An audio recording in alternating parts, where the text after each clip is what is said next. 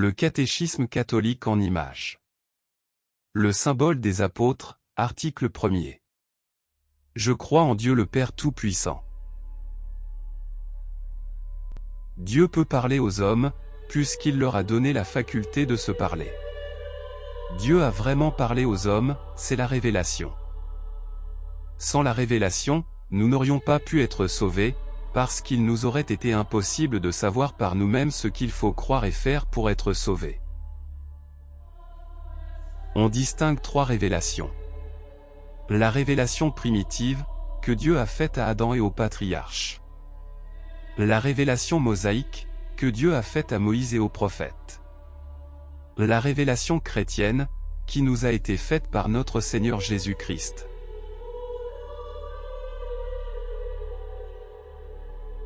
Le symbole des apôtres est une profession de foi qui nous vient des apôtres, et qui renferme, en 12 articles, les principales vérités que nous devons croire. La première vérité, que nous devons croire, c'est qu'il y a un Dieu et qu'il n'y en a qu'un seul. Nous croyons en Dieu, parce qu'il nous a révélé lui-même son existence.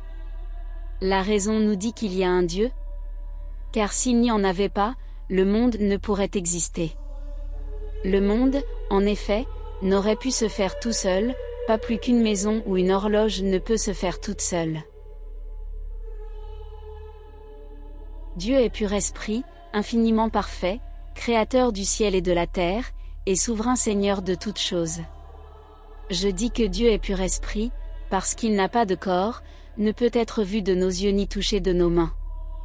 Je dis que Dieu est infiniment parfait, parce qu'il possède toutes les perfections, et que ces perfections n'ont pas de bornes. Dieu a toujours été, il n'a jamais eu de commencement, et n'aura pas de fin.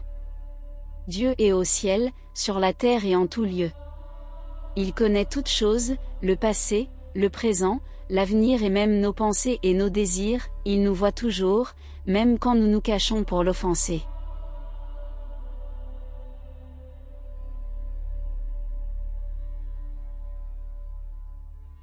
Un mystère est une vérité révélée par Dieu, que nous devons croire, quoique nous ne puissions pas la comprendre.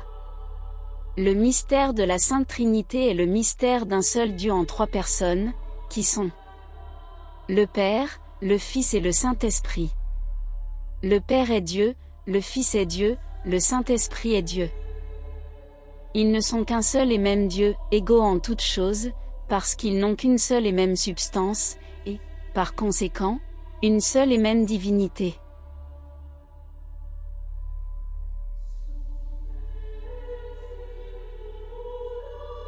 Dans ce tableau, la Sainte Trinité est représentée au centre par un grand triangle dans lequel on voit Dieu le Père reposant sur le globe du monde, tenant les bras de la croix sur laquelle son Fils est attaché. Le Saint-Esprit, sous la forme d'une colombe, rayonne entre le Père et le Fils, ce qui nous fait entendre qu'il procède du Père et du Fils. Dans le haut du tableau à gauche, on voit Jésus donnant à ses apôtres, avant de monter au ciel, la mission d'enseigner toutes les nations et de les baptiser au nom du Père, du Fils et du Saint-Esprit.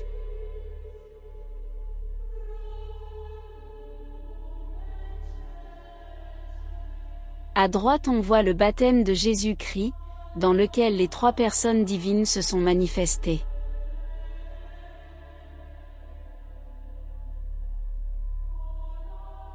Au bas du tableau, à gauche, nous voyons Abraham recevant la visite de trois anges.